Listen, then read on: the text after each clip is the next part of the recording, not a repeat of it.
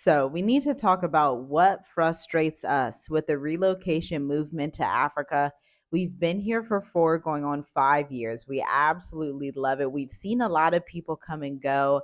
And let's talk about what frustrates us. Like, let's lay it all bare when it comes down to our frustrations with this movement and what we think our community can do better, especially if they're willing to hear us out and listen. Yes, if only our people listen. What really frustrates me about our people is we think that we know everything and nobody can tell us nothing. We are really hard headed and stiff necked. So that comes with the mindset of growing, the mindset of stepping outside of your comfort zone to really understand how to survive over here in Africa. And that really comes with an entrepreneur spirit. That really comes with something that you need to grow out of, to become and grow into. With me saying that, for example, we are so used to working a W 2 job. We just think that this is the only way. So I mentioned entrepreneur spirit. This is something that our people really have to get used to because this is where the world is headed.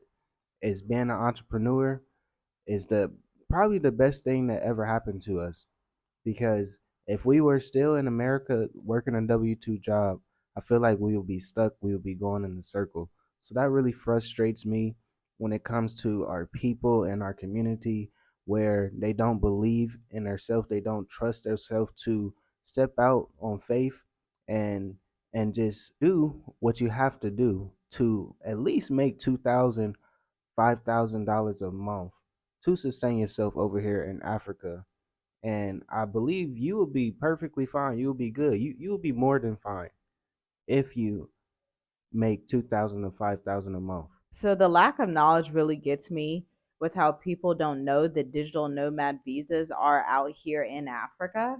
There are a lot of people who travel like Bali, Thailand, different area, even like Greece and Spain have digital nomad visas, but these things also exist in African countries like Seychelles, Namibia, now Kenya, South Africa, Mauritius, Cabo Verde, Cape Verde. And so Africa is really developing with the times, and there's a lot of favor out there. People think they have to take the hard route to move to Africa, and you absolutely don't have to do that. You can qualify for a retirement visa, you can qualify for a student visa, you can qualify for a work permit. Depending on what your industry is and what your expertise is in, that is going to dictate what you're able to qualify for. Okay, there are countries similar to the one we're in that offered 10-year residence permits. Not 2 years, not 3 years, 10 years. But it's like if you don't acquire the right knowledge and speak to the right strategic advisors, you won't even know that stuff is out here because you're in America, right? But that's the value of touching base with a network of people that's already on the ground, that has lived in multiple countries, and that is in these super favorable countries. Another thing that goes along with this that we spoke about in a previous video is the fact that you can choose the luxury markets in Africa and it's not going to be expensive. Like we think luxury in America and we automatically count ourselves out of luxury in America. But luxury in Africa is affordable. Like it's well within your reach, it's well within your budget, and you're going to fit more into those developed luxury markets than you would a different market like maybe Gabon or Malawi, because of all of your skills, your expertise, and your resources go much further here. Okay. So these are the things that you need to think about. By the way, check out the link in the description to join and enroll in State of the Diaspora, which happens January 12th.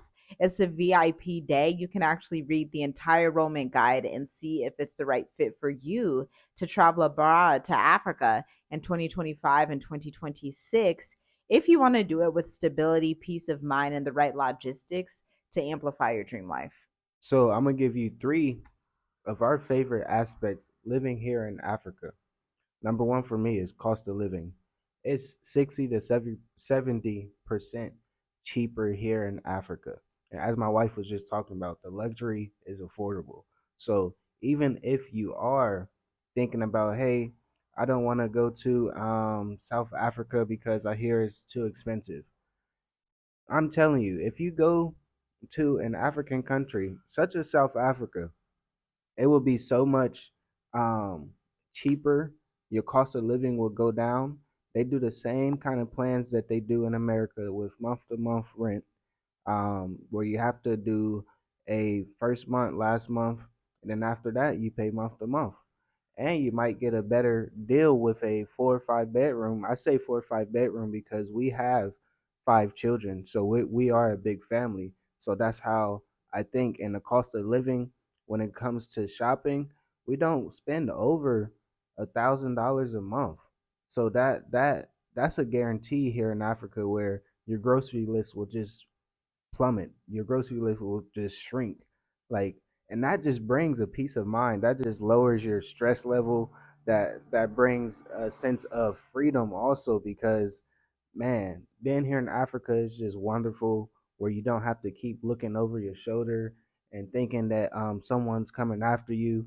Um just and this is just coming from a male perspective. I know my wife, she will come on and give her female perspective because I know it's a lot of things that's happening here in Africa, but for the most part, Africa is the way to go in the future because this is the resource capital of the world.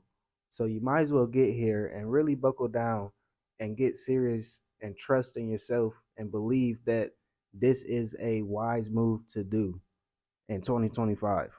So, from my perspective, I care about three things, okay? As a woman, as a wife, as a mother, I need freedom, peace, and stability. Number one is freedom. I care about having time ownership. That was so big for me when I lived in Ohio because I had 3 children back then. I wanted to homeschool them. I wanted to run my business. I wanted to be able to cook. I wanted to be able to write. I wanted to be able to enjoy my life and play with my dog that I had back then. But the only way I could do those things and enjoy everything that I had been blessed with is to have ownership of my time, which is freedom. Okay. That's what I'm talking about when I talk freedom. For you, that might look different. For you, freedom could be jumping up to go on vacation or going to a local shop and doing whatever it is you like to do, but you have to define that for yourself. And once you define what freedom is for you, that's going to dictate the type of African economy that you do best in. An example is for us, we live outside of the city in every African country that we live in. Even if we live in the main city, we live on the outskirts. Why? Again, it goes back to my freedom. I don't want to be caught in traffic. I don't want to be keeping up with the Joneses. I don't want to be around a crowd of people. I want to be home with my children, with my husband, running my business, enjoying our time, making food, having the ability to live a slow lifestyle. That's something that we preference and something that we enjoy. Now, next is peace. Of course, once I have my freedom, I need to have peace. I need to know I'm not going to be in a corrupt country that's always going to be tapping at me for more money, more money, more money. Okay. I need peace. I can't have peace in an African economy that's always tapping, like, hey, give me this, give me this, give me this. That's not peace. That's where the idea comes in that now we only travel to the countries on the list of least corrupt countries. These are the only ones we will live in long term, because once you come out of that like beginner romantic phase of living in Africa, once you hit that 4 year mark and stuff gets real and you're like, well, this has been great, but what do I want for the long term? What sounds like stability, right? Which leads me into my next point, which is stability. And this also goes along with corruption, because in a country that's too corrupt, you can't have the stability that you look for. I need ease to do business. I need ease to homeschool my children. I need ease to access markets. I need the ease to have resources and to have electricity, water. I need ease and stability to properly run my family of 7. Okay. And so that's something that's super important to me. Now you get to decide what's important to you. Leave a comment down below and let us know the 3 things that you are looking for in your African dream destination. Yes, those are the things that you really need in life in general. And outside of America, you can just experience all of that we just named: the peace, the freedom, the stability, the cost of living, just everything is abundant here in Africa. Like if you're not outside of America, if you're still in America and you want to live the American dream, it's really outside of America. And that's what we realize. So you have to know that living outside of America, you have to adapt to the environment that you're around. If you are adaptable, if you can adjust to any environment that you travel to any country that you travel to, if you are open minded, if you are willing to take that step and being uncomfortable to the environment around you, you will be perfectly fine. I'm telling you, everywhere we go, I can connect with anybody because it comes from a place of love. It comes from a place of understanding. It comes from a place of just being African. Like once you be here long enough, you will want to uh, integrate yourself with the locals.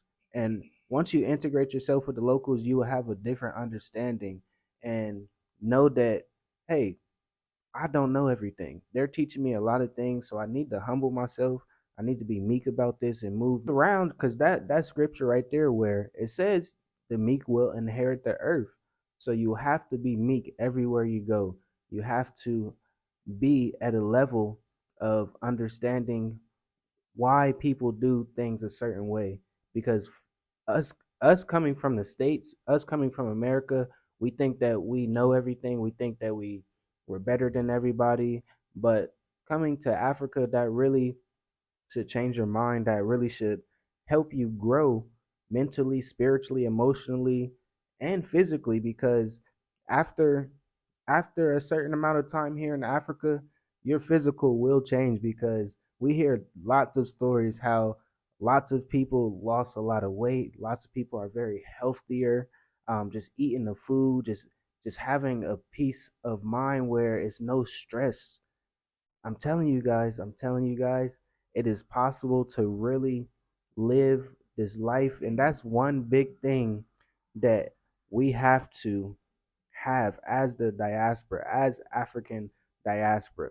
We have to trust ourselves. We have to believe in ourselves. We have to know that this is possible. We have to know that, hey, we are worthy to have this abundance of Africa because it's here for us and it's just waiting on us. It's waiting on you. It's waiting on you. So we are here to tell you guys to relay this message. Hey, Africa is really giving, as my wife would say. So, guys, if you enjoyed this video, leave a comment below. Let us know your thoughts. And make sure you like the video. Make sure you subscribe to the channel. Share the video. And we appreciate you guys.